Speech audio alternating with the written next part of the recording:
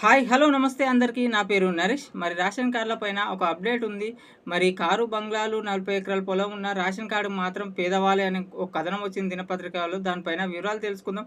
మరి కొత్తగా చూసేవాళ్ళు ప్లీజ్ సబ్స్క్రైబ్ చేసుకుని లైక్ అండ్ కామెంట్ కంపల్సరీ చేయండి. మరి సపోర్ట్ చేయండి. మరి సంక్షేమ పథకాలు కానీ రాజకీయాలపైన విశ్లేషణ చేసి ఉన్నది ఉన్నట్టు చెప్పే ప్రయత్నం చేస్తున్న ఈ ఛానల్ ద్వారా మరి రేషన్ కార్డులు పైన ఇలా అప్డేట్ వివరాలకు వెళ్తే మరి కారు బంగ్లా 40 ఎకరాల పొలం ఆర్థికంగా బాగున్నోళ్ళు మరి కార్లు ఉన్నోళ్ళు రెంట్లు వచ్చేవాళ్ళు ఆర్థిక పరిస్థితి బాగున్నోళ్ళు కూడా రేషన్ కార్డు కోసం పేదోళ్ళమే వాళ్ళ రేషన్ కార్డుల కోసం వాళ్ళైతే వదులుకుంటలేరు. గవర్నమెంట్ 9-12% వరకు బోగస్ కార్డులు అనర్హులకి ఉన్నాయి. కార్డులు అనర్హులు ఎవరు అనర్హులు అంటే అనర్హుల అర్హత ఏంటి? దీనికి రేషన్ కార్డుకి అర్హత ఏమంటే గ్రామీణ ప్రాంతంలో అయితే 1,50,000 ఆదాయం మించకుండదు.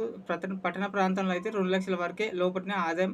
ఇదే అర్హత రేషన్ కార్డులు యాక్చువల్‌గా. అయితే రేషన్ కార్డులు ఇప్పుడు అనర్హులకి చాలా ఉన్నాయి. 9-12% ఎప్పటినుంచో ఉన్నాయి. ఎప్పటినుంచో వాళ్ళు లబ్ధి పొందుతున్నారు. ఒక బియ్యమే కాదు, బియ్యం అయితే అమ్ముకున్నారు.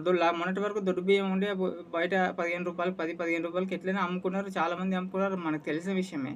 అయితే బియ్యం కాకుండా దానిపైన ఇది ఆరోగ్యశ్రీ ఉంది. మరి ప్రతి సంక్షేమ పథకాలకు రేషన్ కార్డు ప్రామాణికం.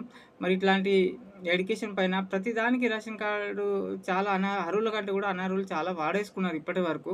మరి అర్హులకు లేకుండా అయిపోయింది. కొత్త రేషన్ కార్డులు ఇస్తామన్నట్టు ఇప్పటికి ఇంకా ఇవ్వట్లేదు.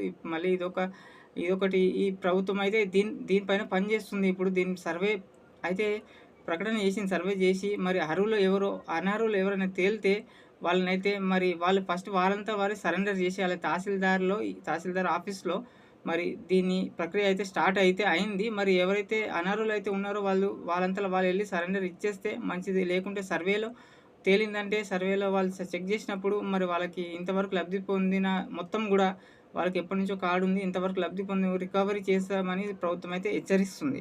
మరి ఇలాంటివి జరుగుతున్నప్పుడు మరి సన్నబియ్యం వచ్చింది. మొన్న సన్నబియ్యం ఇచ్చిర్రు. అదొకటైతే సక్సెస్ అయింది. సన్నబియ్యం పథకం కూడా సన్నబియ్యంలో కూడా చాలామంది మాలాంటి పేదవాళ్ళకైతే చాలా ఉపయోగపడింది. సన్నబియ్యం అయితే బాగున్నాయి. ఈసారి ఫస్ట్ నెల ఇచ్చింది మాత్రం సక్సెస్ అయింది. ఇదైతే బాగుంది.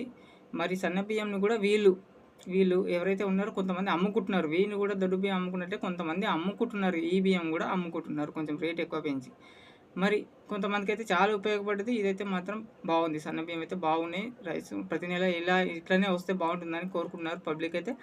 మరి కొత్త రేషన్ కార్డులు అయితే ఈ మే సర్వే జరుగుతుంది. అదే ఈ సర్వేలో నెక్స్ట్ మే, జూన్ వరకే టైం పడుతుంది. ఇంకా కొంచెం దానిపైన కరెక్ట్ అప్డేట్ లేదు. సెంట్రల్ నుంచి కూడా రావాలంట కదా! సెంట్రల్ నుంచి స్టేట్ 2 కలిసి చేయాలి. సెంట్రల్ నుంచి కూడా కొంచెం పర్మిషన్ అవి ఇవి కొంచెం లింక్ ఉందనమాట. మన సెంట్రల్ గవర్నమెంట్ నుంచి కూడా లింక్ ఉంది.